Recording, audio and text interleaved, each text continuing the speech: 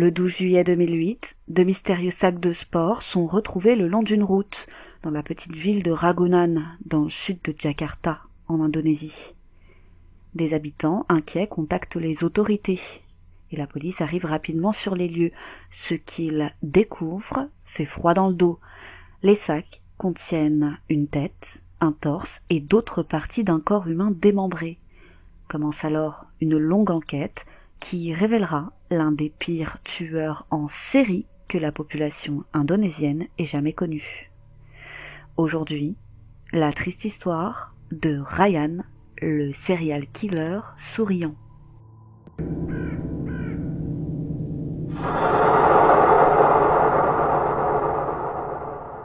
Nous postons de nouvelles vidéos chaque semaine, alors n'hésitez pas à vous abonner.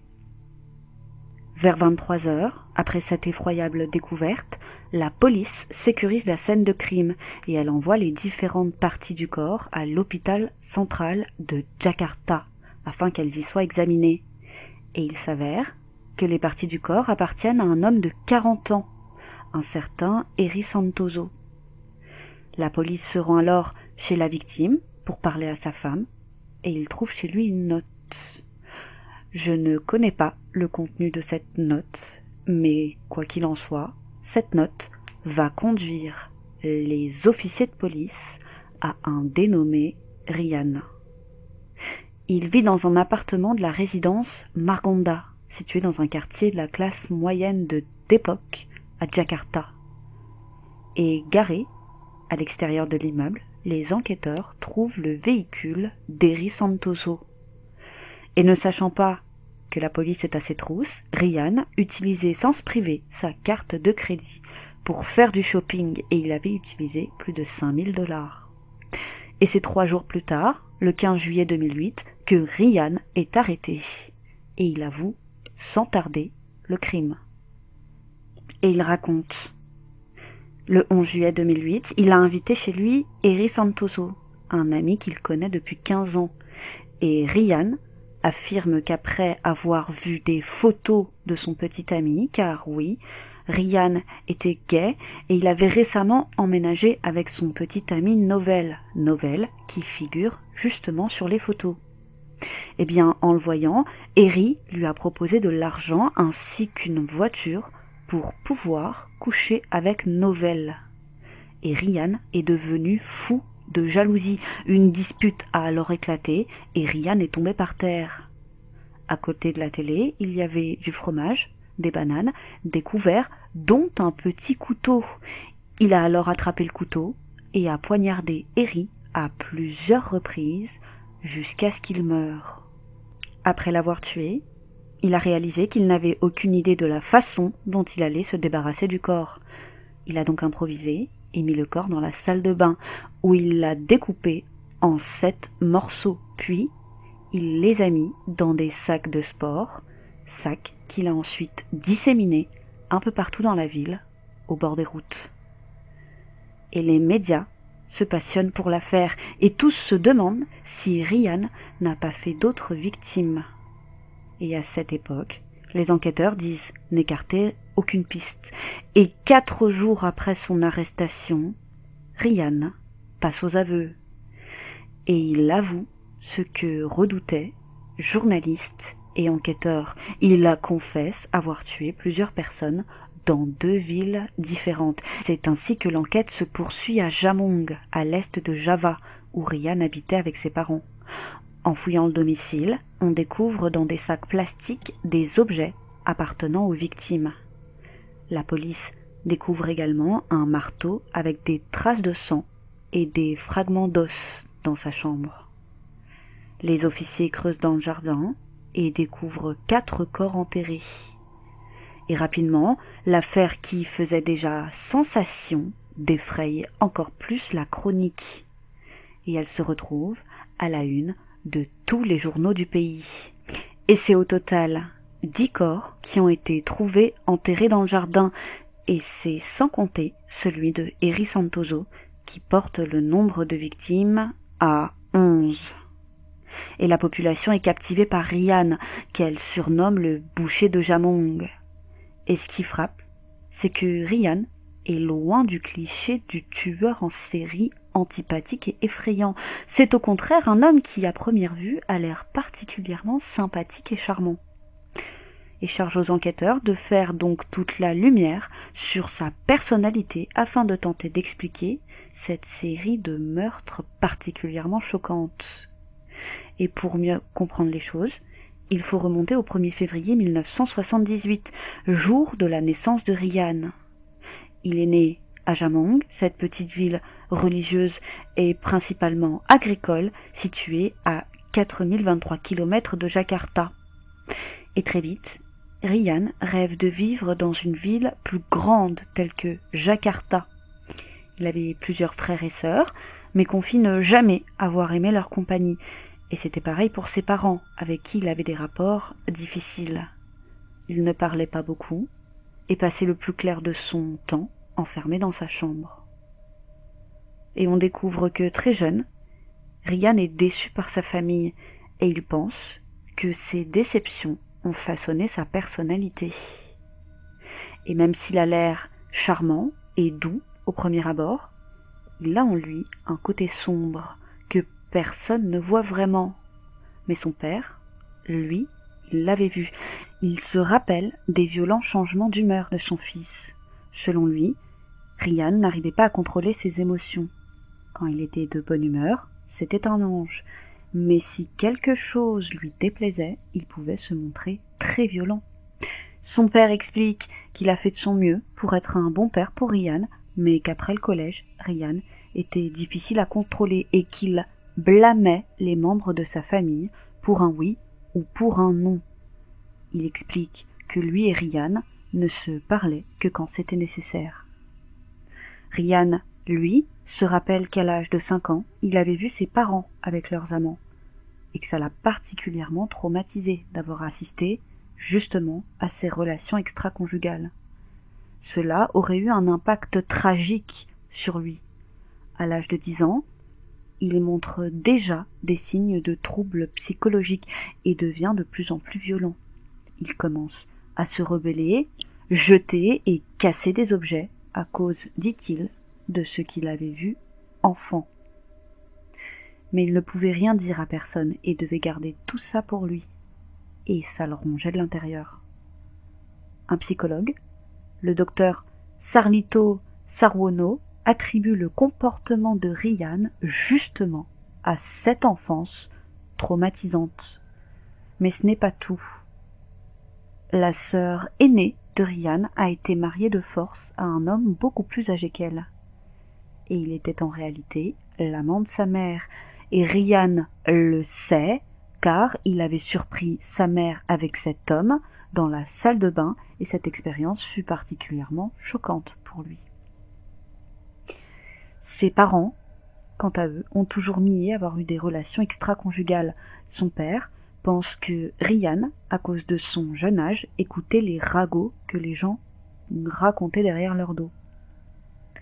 Ainsi, chaque fois que sa mère rentrait en retard, Ryan lui hurlait dessus et il disait que c'était parce qu'elle était avec son petit ami, ce à quoi elle avait appris, avec le temps, à ne rien répondre, sinon il la frappait. Ensuite, à l'âge de 16 ans, il intègre un lycée à Jamong.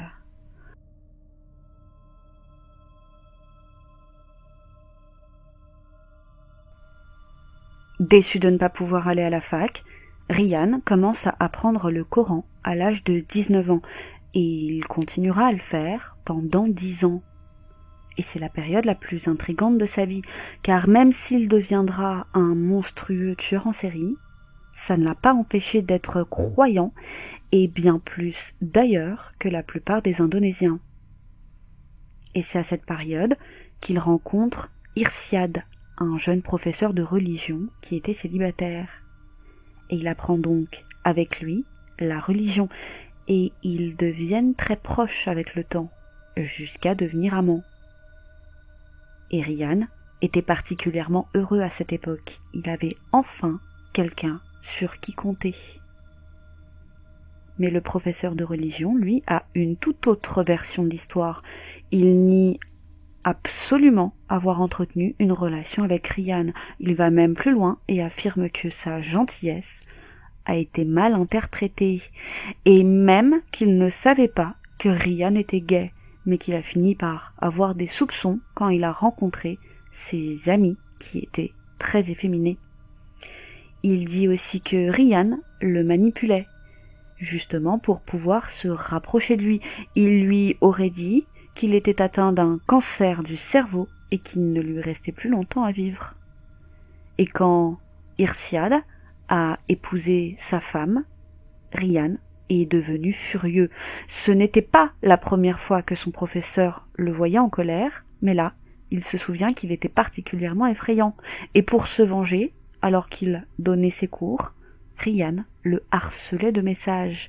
Et ces messages disaient à quel point il le haïssait.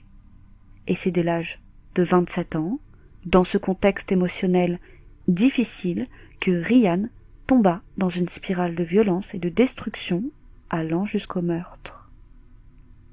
Il est dévasté et mentalement instable. Et c'est donc moins d'un an après qu'il commettra son premier meurtre. C'était en avril 2007. Guntur Setio Pramono, un ami de Ryan, lui rend visite à la maison familiale. Et il décide de passer la nuit là-bas. Guntur était le petit ami secret d'un travesti. Ryan n'aimait pas particulièrement la compagnie de ce Guntur, car même si ça ne le regarde pas, il haïssait le fait qu'il cache sa relation avec le travesti. Ryan regardait la télévision alors que son invité était en train de dormir, mais à un moment, Guntur s'est réveillé et a demandé à Ryan de l'accompagner aux toilettes, ce qu'il acceptait. Mais comme il mettait beaucoup de temps, Ryan a fini par s'endormir sur le pas de la porte, et c'est à son réveil qu'il fut saisi par une envie aussi soudaine qu'inattendue de tuer. Et c'est ce qu'il fera dans la salle de bain, sans que son ami ne l'ait jamais provoqué. Il lui a éclaté le crâne contre le carrelage. Et ses mains étaient couvertes de sang, et se rendant compte de son acte, il s'est mis à pleurer. Il était paniqué parce que c'était la première fois qu'il tuait. Il était confus, il ne savait pas quoi faire. Il a essayé de se calmer, puis a emmené le corps dans le jardin, derrière la maison, où il l'a enterré. Et c'est l'après-midi même qu'il tuera à nouveau. Et cette fois, il était en colère à cause de fausses accusations, dont les détails restent inconnus. Et pour passer ses nerfs, il a assassiné Augustinius Fitri Setiawan. Je ne connais pas les détails, encore une fois. Il a enterré son corps à côté de celui de Guntur. Ryan a expliqué qu'à chaque fois qu'il commettait un meurtre, il fondait en larmes. Mais ça ne l'a pas empêché de tuer 5 autres personnes, comme, entre autres, ces 2 jeunes hommes surnommés Zaki et Aksoni. Ils avaient chacun été invités chez Ryan, et il aurait fait à Ryan des avances. Ryan dira même que les 2 se sont permis de toucher son sexe, ce qui a provoqué sa colère, car, comme il le dira plus tard, même si beaucoup d'homosexuels ont des mœurs légères, d'autres, comme lui, sont loyaux et croient à l'amour véritable. Ils seront donc tués et enterrés au fond du jardin. Et Ryan couvre si bien ses traces que personne ne soupçonne rien. C'est ainsi qu'en janvier 2008, il rencontre Adam Grady, 30 ans.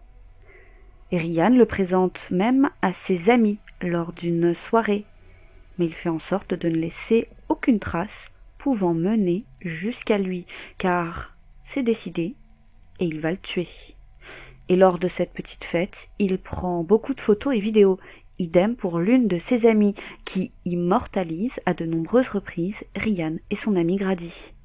Le soir, le duo rentre ensemble chez Ryan, et après avoir passé la nuit avec lui, il l'abat en le frappant avec une barre de fer et il s'en va l'enterrer au fond du jardin.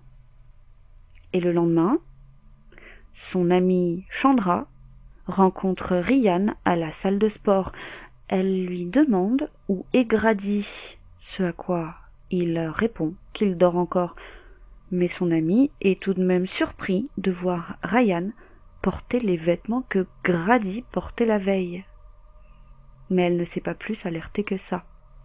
Quelques jours plus tard, il appelle son amie Chandra et lui demande de lui envoyer les photos de lui et Grady qu'elle avait pris le soir de la fête, car il avait pris soin de supprimer en cachette les photos que Chandra avait prises ce soir-là. Et pour être sûr qu'il n'en restait aucune, il lui a demandé de lui envoyer quelques photos. Et après avoir raccroché, elle a regardé dans son téléphone pour effectuer le transfert, mais s'est rendu compte qu'elles avaient mystérieusement disparu. Il n'en restait plus que 2, où elle y figurait elle et Grady, mais aucune trace de Ryan. Ryan rencontre ensuite une certaine Nanik Hidayati à la salle de sport. Ils deviennent rapidement amis et il l'emmène alors chez lui avec sa fille de 3 ans, Sylvia Ramanadi.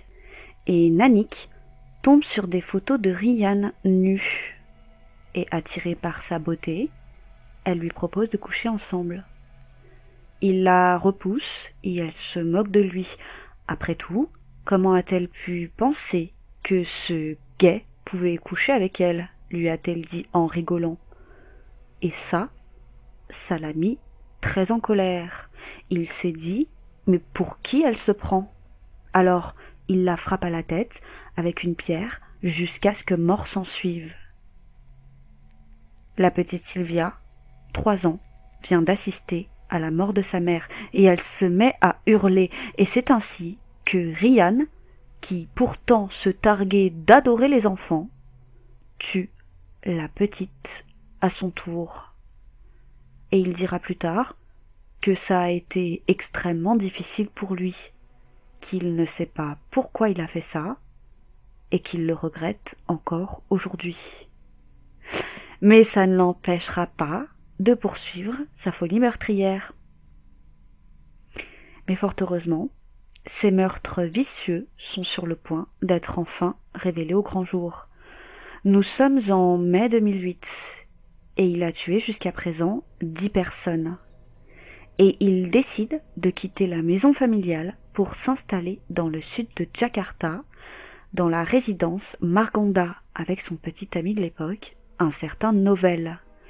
Et la suite, vous la connaissez, il invite Eri, il le tue après qu'il ait demandé de coucher avec Novel, mais cette fois, et contrairement aux autres fois, il ne pouvait pas l'enterrer au fond du jardin. C'est ainsi qu'il a eu l'idée de découper le corps et de le jeter à droite à gauche au bord d'une route. Et il pense que ce meurtre, comme les 10 précédents, passera inaperçu, mais non.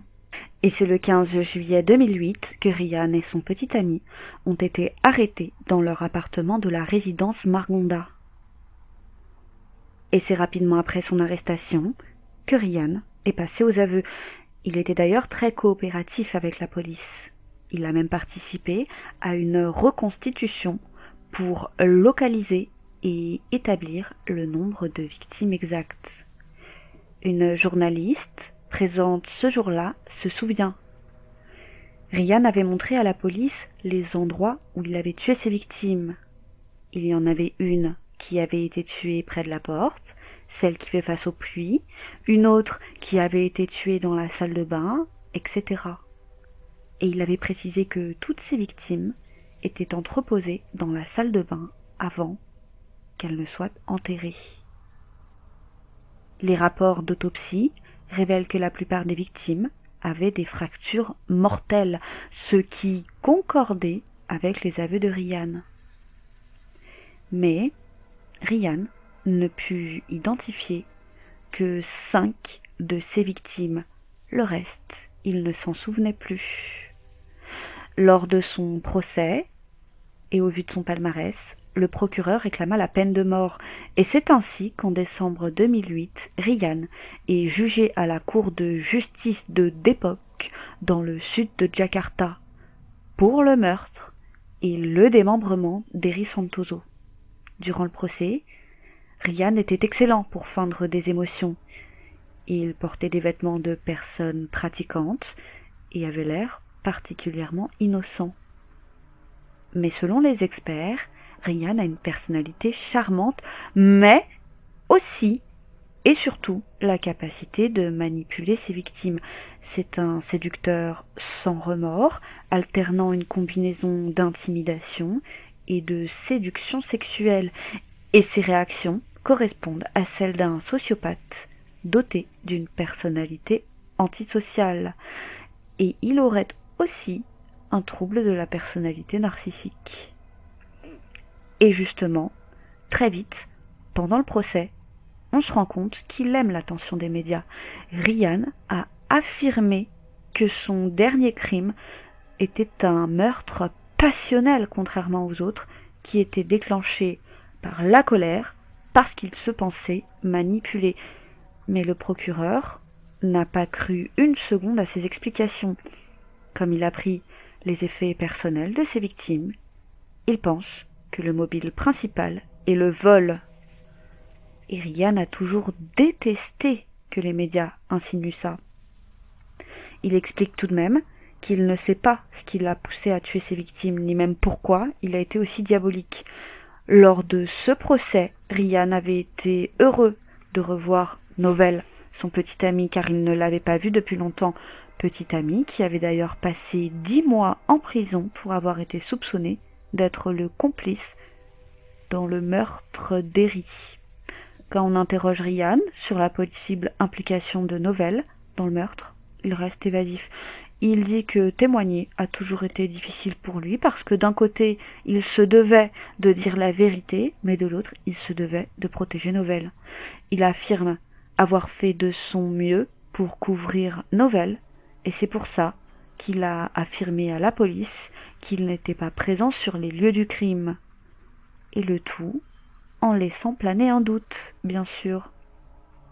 Et il affirmera être également très content que la police l'ait cru, sauvant ainsi son petit ami Novell.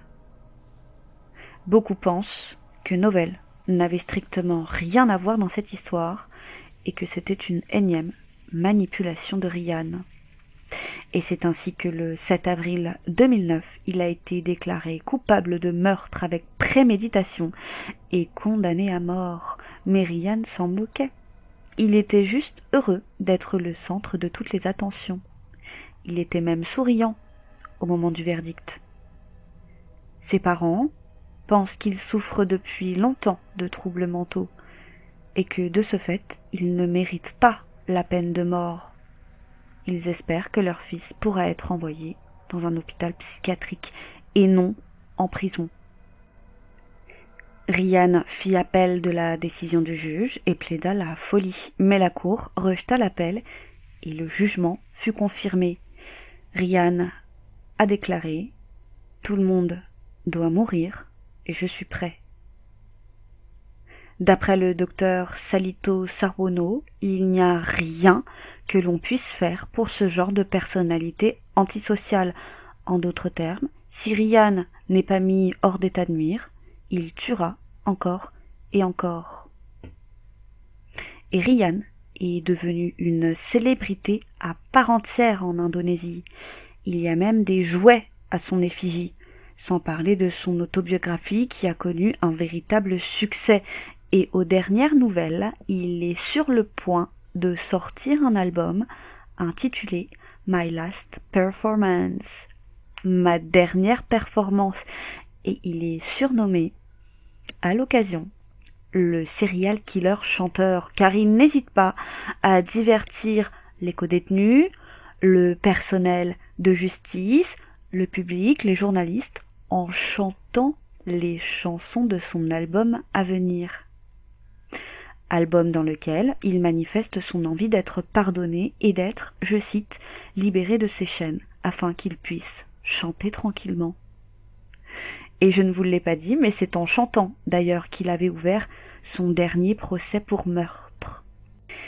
Il a également prévu de se marier avec une ex-codétenue, Eni Wijaya, une trafiquante de drogue qu'il avait rencontrée en 2008, afin de réaliser le souhait de sa mère, se marier avec une femme. Et Ryan attend actuellement son exécution au centre pénitentiaire de Kesambi à Cirebon. Et il a de quoi se divertir car son statut de star lui permet d'être régulièrement visité par des adolescentes qui veulent se prendre en selfie avec lui. Et dans une interview récente, il a affirmé qu'il n'a jamais supporté être dévalorisé et que même s'il n'avait plus envie de tuer, si un jour on le rabaisse, et sans raison qui plus est, il n'hésiterait pas à tuer de nouveau. C'est tout pour aujourd'hui, merci de nous avoir suivis et je vous dis à bientôt pour une autre triste histoire.